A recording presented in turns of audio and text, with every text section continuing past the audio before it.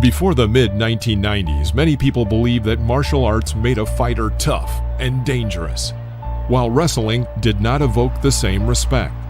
However, in 1994, a new fighter emerged who shattered these preconceptions. His name was Dan Severn, nicknamed The Beast. In his book, Dan Severn recounted how he had persistently reached out to the UFC leadership, who initially refused him, arguing that wrestling was not a martial art. Eventually, they gave him a chance, which led to the UFC 4 tournament becoming a historic moment in sports history. This wasn't a night of triumph, but rather the night of the Beast, Dan Severn. Despite his imposing physical stature, Dan Severn was never a street fighter, but it was widely known that challenging him was not a wise decision. In his younger years, Dan had been an accomplished wrestler, making it to the Olympic team by the age of 17 and becoming a phenomenon in the sport, even garnering media attention. Unfortunately, a knee injury derailed his wrestling career, and medicine back in the 1980s wasn't advanced enough to provide a solution. However, had it not been for this injury, we may never have witnessed the Beast in the octagon.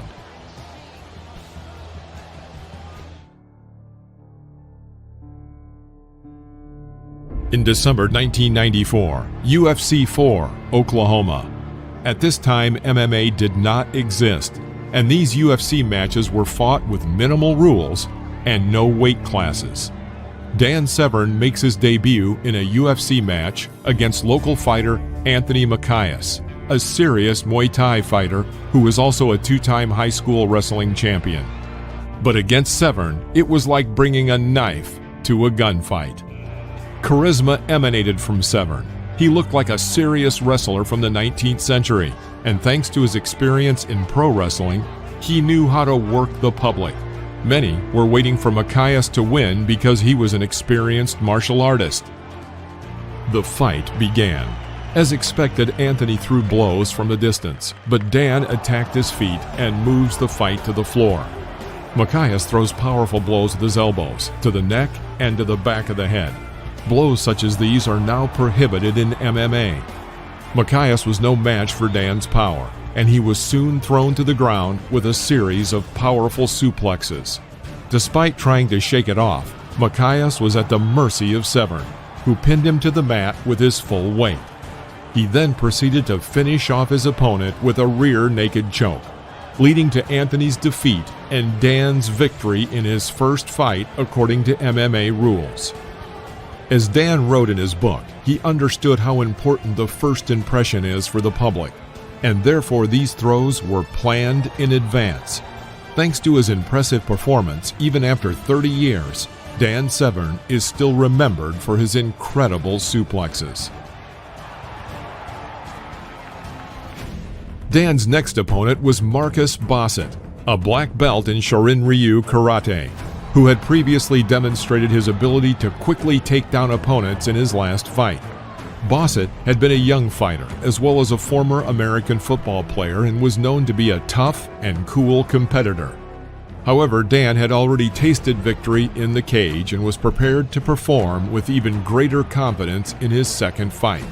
The audience, who had already been buzzing with excitement during Dan's first fight, now shouted in his honor as he entered the arena.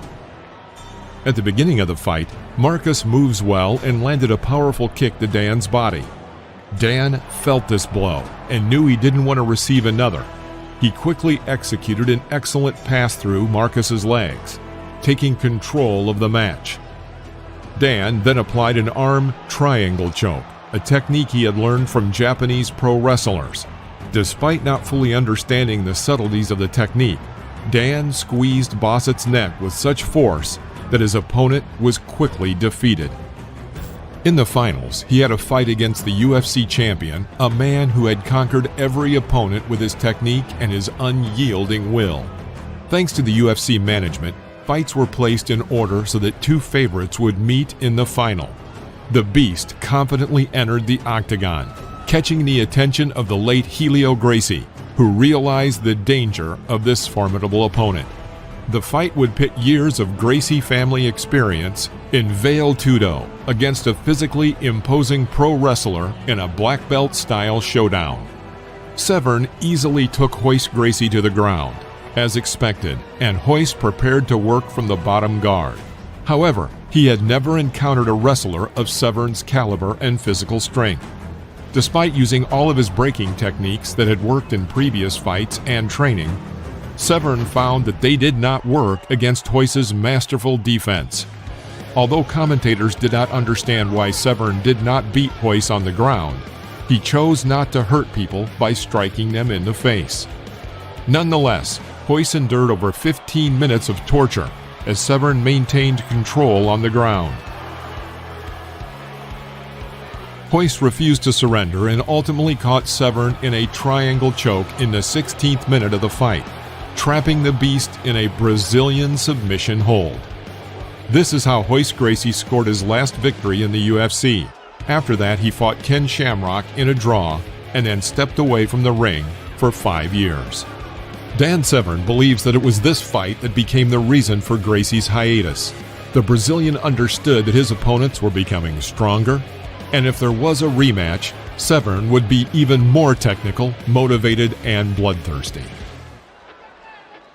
4 months later, Dan Severn returned to the octagon for the UFC 5 tournament, dubbed the Return of the Beast in his honor. His first opponent was Judoka veteran Joe Charles, who is known for his fight with Kevin Rosier, where he defeated Kevin with an armbar in just 14 seconds.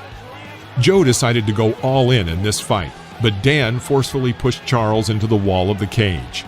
Dan throws powerful blows with his knees to the head and even throws blows with his elbows. This is not the same Severn that we saw in earlier fights.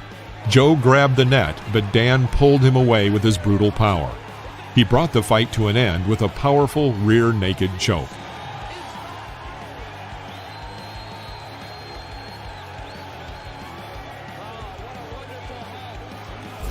Dan Severn's next opponent was Oleg Taktarov. This was Oleg's first tournament in the UFC. Severn was cautious from the start of the fight, not wanting to repeat what happened in his match with Gracie. Oleg likely intended to work in his guard, knowing about Dan's wrestling background, but the beast grabbed him by the neck and delivered a knee to the head. Dan worked actively on the ground, avoiding all attempts from Oleg to force a submission. The difference in physical strength between the two fighters was noticeable, but at the time, few people knew Taktarov's willpower and endurance. Dan realized that it was impossible to finish off Oleg quickly, and he began to work more methodically. Oleg tried to do an armbar while lying on his back, which was the most dangerous moment for Dan. Oleg trapped Dan's hand, but he found a way out with knees to Oleg's head, causing a cut. Dan Severn confidently dominated on the ground, throwing heavy blows to the head and turning Taktarov's face into a bloody mess. At that moment, the referee John McCarthy realized that Oleg wasn't going to give up, and he decided to stop the fight. Severn welcomed the shouts of the audience, who was delighted with the bloody massacre. Dan Severn won one of the brightest victories in his career, and Oleg showed his will to win. At the time, no one knew that these two stars of the old school would meet again in an even more brutal fight.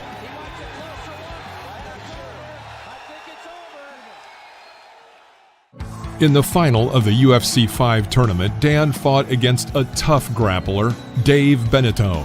Beneteau, who was a large and strong opponent, was good on the ground and also threw powerful blows. This wasn't going to be an easy fight, but Severn had his own plan, ingenious in its simplicity.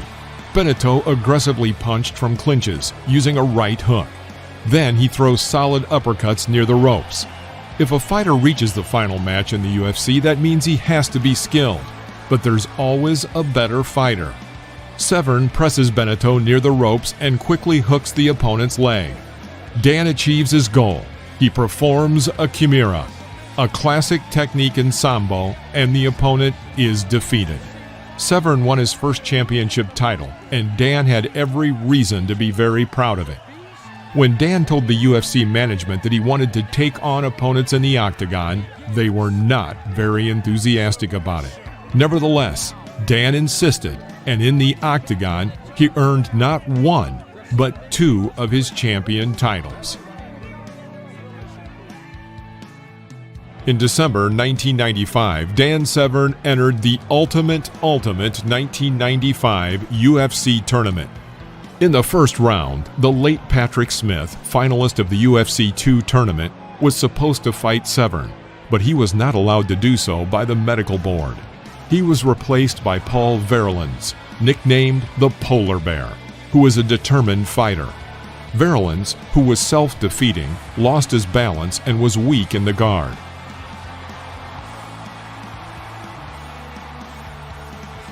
Severn easily goes into side control and employs an arm triangle choke. This move finished off the powerful Verlins in just a minute and a half. Severn's grip was so strong that Verlins received a nosebleed in this warm-up match.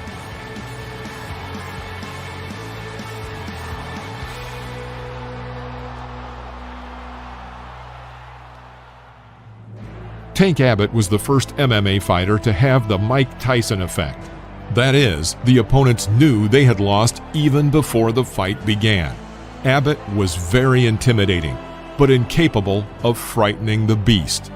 Severn disliked Tank Abbott's fighting style after seeing his behavior in a fight with John Matua. Dan prided himself on being a well-mannered fighter who believed in mutual respect, and that night he was going to show Abbott that his style of fighting was inferior to Severn's. Tank Abbott had only one speed: fast forward. After an unsuccessful passage from Severn, Tank took a dominant position and began to throw heavy punches to the body. Let me remind you that in his youth, Abbott was a successful fighter himself, but Severn was able to press him into the ropes. Dan executed an excellent transfer to the ground, then used his right-hand elbows to the back of Abbott's head and neck. These blows would have broken 2 rules according to modern MMA, but were permissible at the time. A knee in the head and great transitions on the ground, followed by Dan grabbing Abbott's foot and dragging him into the ropes. He does not give Abbott a single chance. After receiving blow after blow, Tank looked at the cameras as if to beg for help, but there was no one to save him. Abbott, who liked to humiliate his opponents, was now on the receiving end. Severn delivered terrifying blows with elbows, but the Tank managed to endure. Severn was in complete control of the fight and continued to destroy the opponent. This was the first time in Abbott's career that he had been beaten so soundly. Tank managed to get up and grab the ropes and deliver a powerful blow with his elbow to Severn's head. Severn lets the opponent go. The Beast gave Tank one last chance to throw his powerful right, but Abbott was exhausted and barely on his feet. It ended up being a great victory for Dan Severn.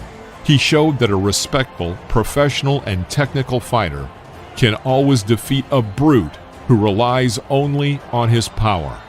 And even though Tank showed amazing willpower, it was not enough to withstand Severn's beating.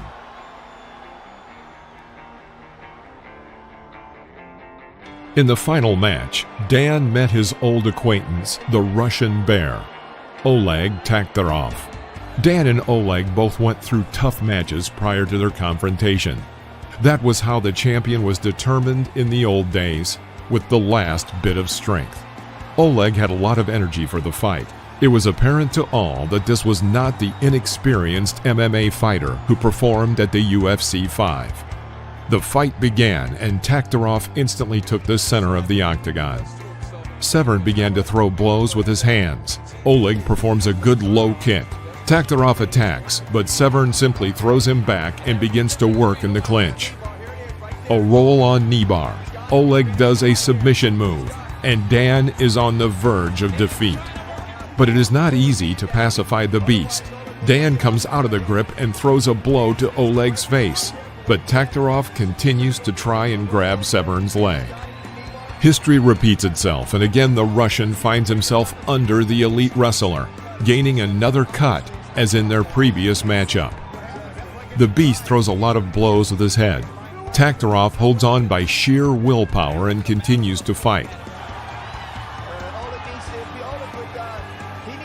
The fighters get to their feet, but John McCarthy pauses the fight to check Taktarov's cut. The fight continues again despite the fighter's fatigue, and Taktarov attacks well in the stance. A good right hook lands on Dan's jaw, and Oleg clearly looks better in a standing battle, but he is unable to inflict enough damage to snatch the victory. Again, the fight moves to the ground where Dan continued to beat Taktarov until the final bell. 27 minutes of continuous fighting was incredible, and Dan having the advantage for nearly the entire fight. But Oleg is given another chance with a 3-minute time extension. Taktarov continues to work in the standing position, but his punches are no longer strong enough. There is another unsuccessful submission attempt that ends with Oleg receiving a blow from the Beast. In the end, Dan continued to dominate, and the extra 3 minutes did nothing to help Oleg win the victory. Don Fry, who would begin to conquer the UFC in the next year, watched this fight from Severn's corner. Overall, it was an extremely difficult and intense fight, and Dan Severn took the victory by decision. The Beast had many eminent and difficult opponents, but Oleg Taktarov is considered to be his main rival. If you enjoyed this video, please click the like, leave us a comment, and hit the bell to turn on notifications so you won't miss our next videos. And if you haven't subscribed yet, please consider doing so right now. See you next time in the ring.